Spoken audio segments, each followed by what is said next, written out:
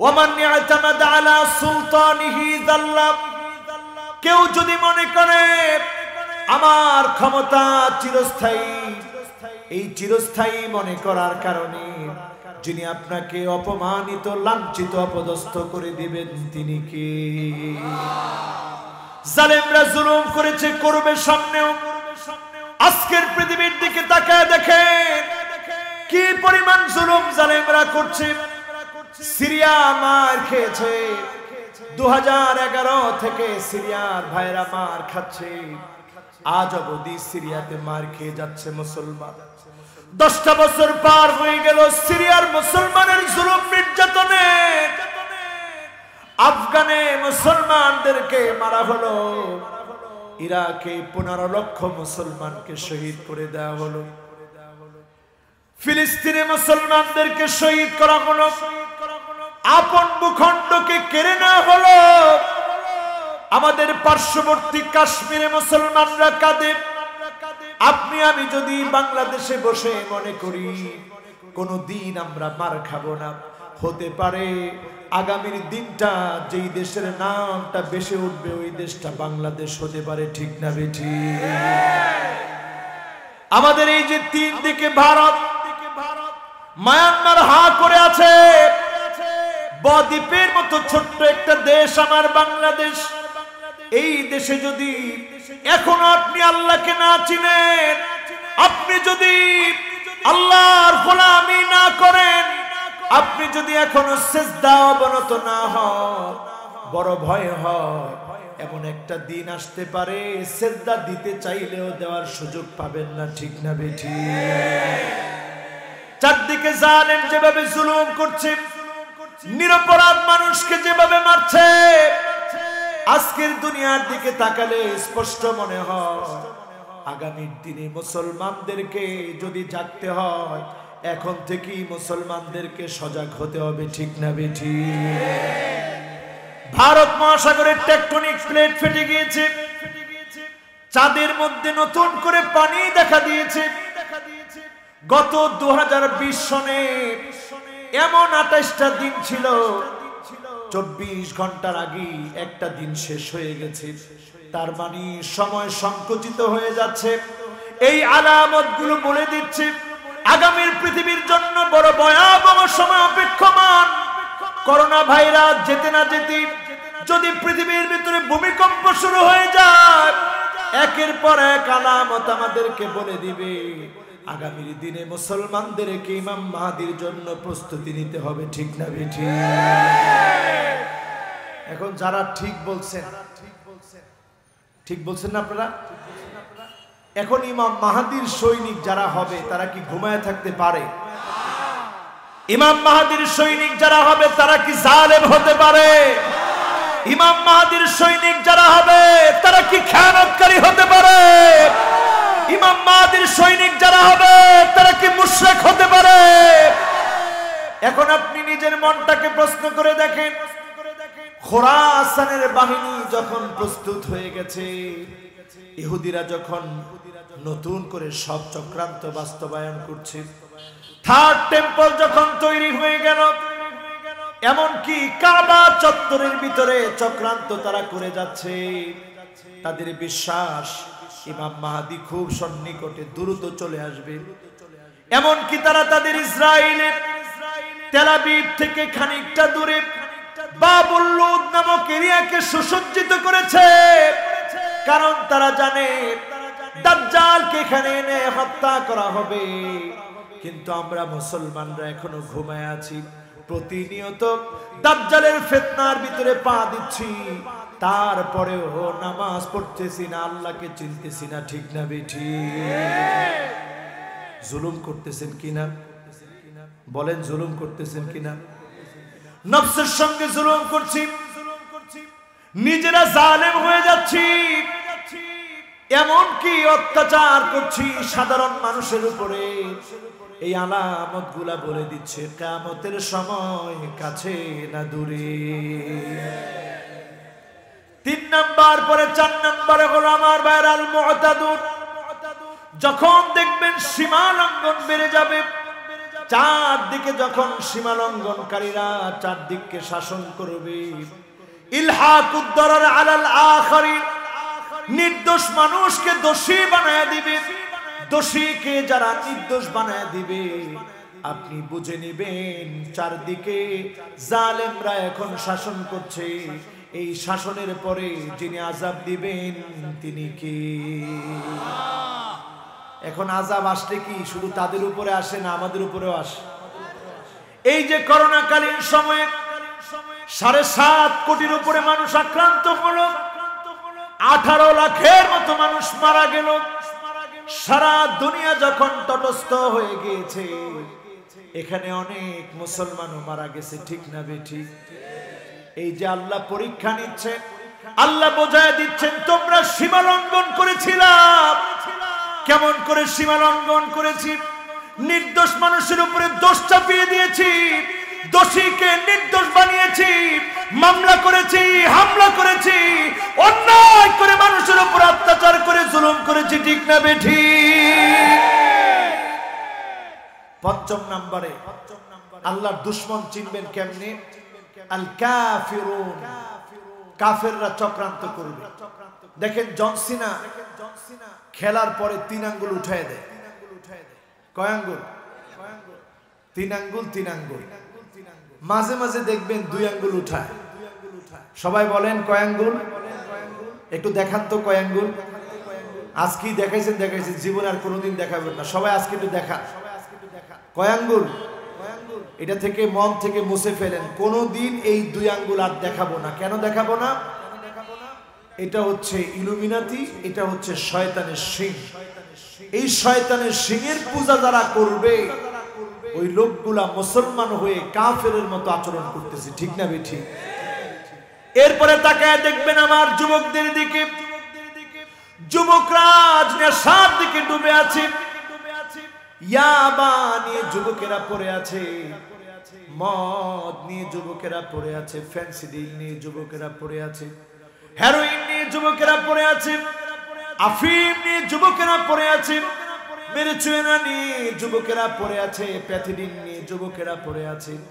একটাবার চিন্তা করে দেখেন, আপনি যে যুবক আজকে মাদকাসক্ত হয়েছেন, ড্রাগ অ্যাডিক্টেড হয়েছেন, যখন আপনি নেশা করে ফেলেন, অন্ধকারে আপনি চলে যেতে চান, তখন আলো আর আপনার কাছে ভালো লাগে না, আপনি তখন অন্ধকার খোঁজেন। কারণ আপনি যখন নেশা করে ফেলেন, আপনি তখন বোঝা শুরু করেন, আমার মা, আমার বাবা, আমার আত্মীয় স্বজন সবাইকে আমি অপমানিত করছি, লাঞ্ছিত করছি। অন্ধকারের ভিতরে গিয়ে সময় কাটান। যারা নেশা করে কথা বলে দেখবেন, প্রত্যেকেই কিন্তু ফিরে আসতে চায়, কিন্তু পথ পায় না। প্রত্যেকে আল্লাহকে বলে, আল্লাহ আমি আর এই নেশার দিকে যেতে চাই না। কিন্তু হতাশার কারণে অনেক ছোট্ট ছোট্ট ছেলেরা পর্যন্ত নেশার দিকে নেমে পড়ে, ঠিক না বেঠিক? বিপদগামী যুবকগুলো নেশায় নেমে পড়ে। নেশায় যারা নেমে পড়ে, তাদের পিছনে শেল্টার দেয় রাজনৈতিক কিছু নেতারা, ঠিক না বেঠিক? টাকা দেয়, তুই নেশা কর।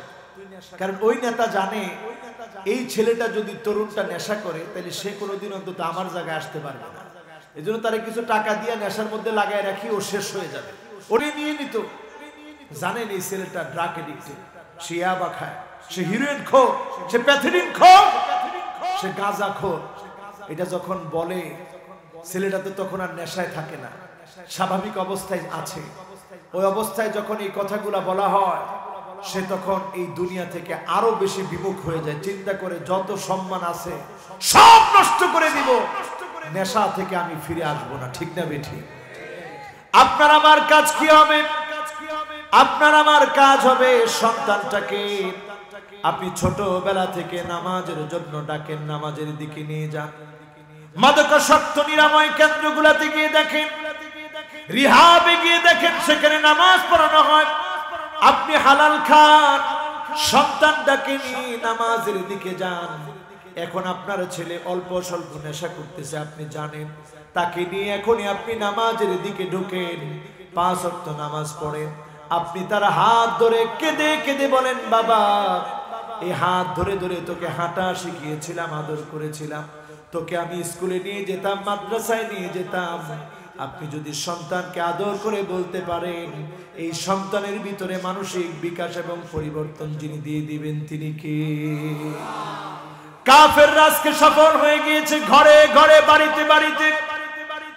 যুবকেরা আজকে চুল রাখতেছে, ডানে চুল নাই, বায়ে চুল নাই, পিছনের দিকে চুল নাই, সামনের দিকে লম্বা লম্বা চুল এখন যুবকেরা রাখে কি রাখে না? অনেকে চিন্তা করবেন, কিরে হুজুরে আজকে এটা বলতেছে কেন? এই জন্য বলতেছি আমার ভাইরা, এটা ইহুদিদের স্টাইল, লানাল্লাহুল কাযা। এই স্টাইলে যখন আপনি চুল কাটবেন, আপনি জেনে রাখবেন ইহুদিরা খুশি হয়েছে, আর যিনি বেজার হয়েছেন, কষ্ট পেয়েছেন তিনি কি? লানাল্লাহুন নামিসা ওয়াল মুতানাম্মিসা।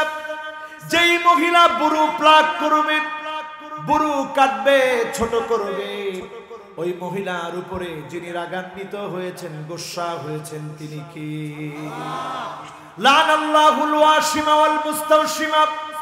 যেই মহিলা আগলা তিল লাগায়, ঠোঁটের মধ্যে ট্যাটু করে, মাসেলের ভিতরে ট্যাটু করে, যেই মহিলা শরীরের কোন অংশের ভিতরে ট্যাটু আঁকে, যেই পুরুষ ট্যাটু আঁকবে, তাদের উপরে যার লানত তিনি কি? আপনি প্রতিনিয়ত, আপনি যদি আল্লাহর লানত নেন, কেমন করে আপনার সন্তান মানুষ হবে? কেমন করে আপনার সন্তান দিনদার হবে? আপনার সন্তানটা যখন পেটে এসেছে, সন্তান যখন থেকে শুনতে পায় আপনি কোরআন তেলাওয়াত করেন, এই সন্তানকে যিনি আল্লাহ ওয়ালা বানায় দিবেন তিনি কি?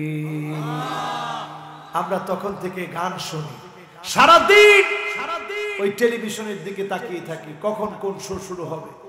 এই যে আপনি দেখতেছেন, এই পেটের সন্তানের উপর একটা প্রভাব পড়ছে। সন্তানকে যদি ভালো বানাতে চান, নিজে ইবাদত করেন, যিনি সন্তানকে মানুষ বানায় দিবেন তিনি কি? এরপরে আমার ভাইয়েরা, ষষ্ঠ নম্বরে আল খাইনুন।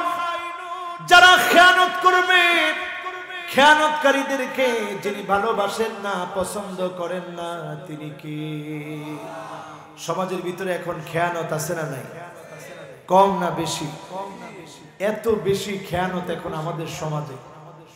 জনগণের অধিকারের খেয়ানত করা হচ্ছে, সম্পদের খেয়ানত করা হচ্ছে, ক্ষমতার খেয়ানত করা চলছে। এই খেয়ানতকারীদেরকে যিনি শাস্তির জন্য দাঁড় করায় দিবেন তিনি কি? এরপরে আমার ভাইয়েরা, সর্বশেষ হলো আল ফারিহুন। আল্লাহ যখন মুসলমানদেরকে পরীক্ষা নেয়, কিছু কিছু সময় দেখবেন মুসলমানের মার খাওয়া দেখে নামদারি কিছু মুনাফিক, মুসলমানের মার খাওয়া দেখে নামদারি কিছু মানুষ তখন হাসতে থাকে, ঠিক না বেঠি? এই তো শেষ এরা, আর বেশি দিন এরা থাকবে না। আল্লাহ জানায় দিচ্ছেন, খবরদার, লা তাফরাহ, ইন্নাল্লাহা লা ইউহিব্বুল ফারিহিন। হেসো না, হাসা বন্ধ করো। ইসলাম পন্থীদের মার খাওয়া দেখে তোমার হাসি যখন আসতেছে, তুমি বুঝে নাও সামনের দিনে যিনি তোমাকে অপদস্থ, লাঞ্ছিত করে দিবেন তিনি কে? নবী মুসা আলাইহিস সালামের দিকে তাকায় দেখেন কি করে নাই ফেরাউন। মুসা আলাইহিস সালামকে শেষ করে দেওয়ার জন্য ফেরাউন যা করেছে, ফেরাউন ধাওয়া করতে করতে লোহিত সাগরের সামনে নিয়ে এসেছে। ফেরাউনের চিন্তা হলো আজকে শেষ করে দিব। নবী মুসা আলাইহিস সালাম দেখে সামনে সমুদ্র, লোকজন সঙ্গে সাথীরা বলল, আজকে তো ধরা পড়ে গেলাম, পালাবার মনে হয় কোনো অবস্থা নাই, কোনো সুযোগ নাই। নবী মুসা আলাইহিস সালাম এক বিন্দু ভয় পেলেন না, তিনি জানায় দিলেন, কাল্লা ইন্না মাইয়া রাব্বি সায়াহদিন।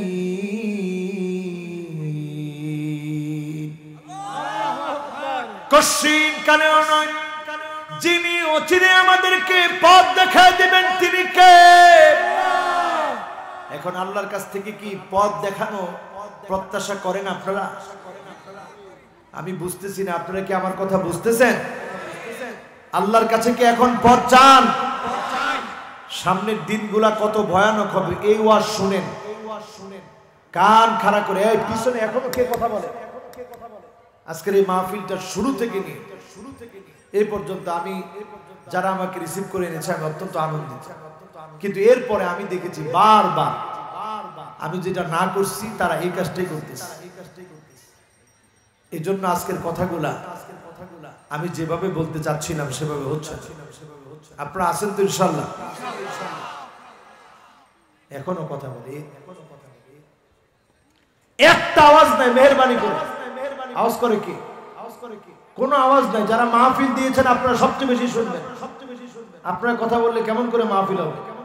কোনো আওয়াজ নাই। হ্যাঁ, স্টেজ থেকে নামবে উঠবেন।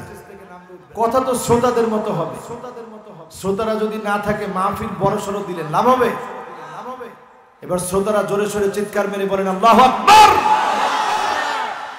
শ্রোতাও তো এখন ঘুমাই গেছে। হ্যাঁ, শ্রোতারা বলেন আবার আল্লাহু আকবার। এই তো মাশাআল্লাহ। মাইক দিয়ে বলেন না, মাইক ছাড়া। জোরে সোরে বলেন আল্লাহু আকবার। এবার আল্লাহর সাথে একটা সম্পর্ক হয়েছে, টের পাচ্ছেন?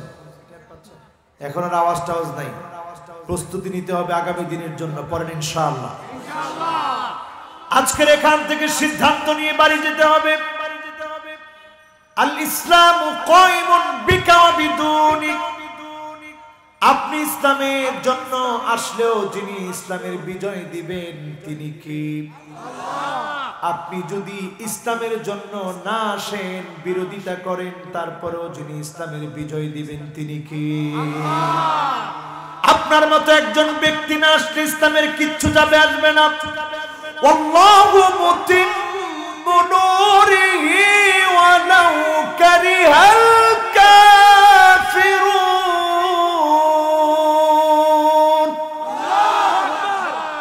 আপনার মতো ব্যক্তি যদি না আসেন ইসলামের বিজয় হবে। আবার আপনি যদি আসেন তারপরেও ইসলামের যিনি বিজয় দিবেন তিনি কি? ওয়ালাকিন ইজআল লাকা লাবিনাতুন ফি হাদাস সারহিল আযীম। আপনি আপনার নিজেকে ইসলামের জন্য প্রাচীর নির্মাণে, প্রাসাদ নির্মাণে, বিল্ডিং নির্মাণে, ইসলামকে টিকিয়ে রাখার জন্য স্বর্ণের মতো একটা ইটা হয়ে যান, যে ইটা দিয়ে ইসলামকে নির্মাণ করা হবে, প্রাচীর নির্মাণ করা হবে, প্রাসাদ নির্মাণ করা হবে।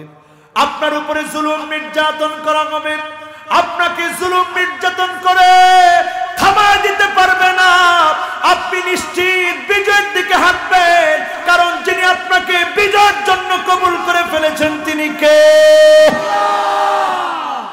এটার নাম হচ্ছে ইসলাম। এখন আজকে চিন্তা করে দেখেন আপনি কতটুকু ইসলাম মেনেছেন। আজকে খোরাসানের বাহিনী তৈরি হয়ে গেছে।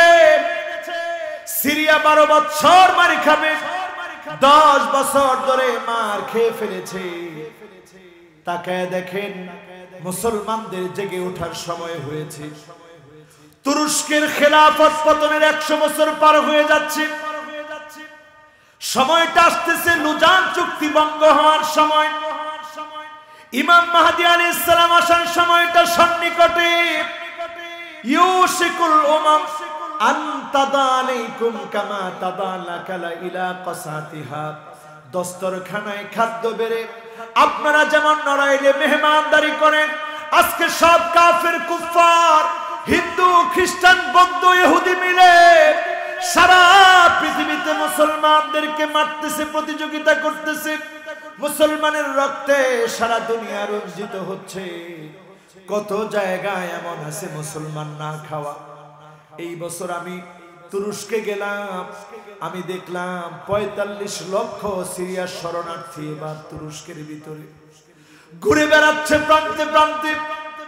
এবার নিজের চোখে দেখে আসলাম ক্ষুধার যন্ত্রণায় মানুষের কাছে হাত পাততেছে। এই সিরিয়ার লোকেরা চিন্তাও করতে পারে নাই একদিন তারা এইভাবে ধ্বংস হবে, ঠিক না বেঠি? আনাতোলিয়ার লোকেরা কল্পনা করতে পারে নাই তারা এভাবে ধ্বংস হয়ে যাবে। বাগদাদে হামলা হবে মুসলমান চিন্তা করতে পারে নাই। আফগানে এমন অবস্থা হবে চিন্তা করতে পারে নাই। ইরাক এইভাবে শেষ হয়ে যাবে চিন্তা করতে পারে নাই। ফিলিস্তিন এইভাবে শেষ হয়ে যাবে চিন্তা করতে পারে নাই।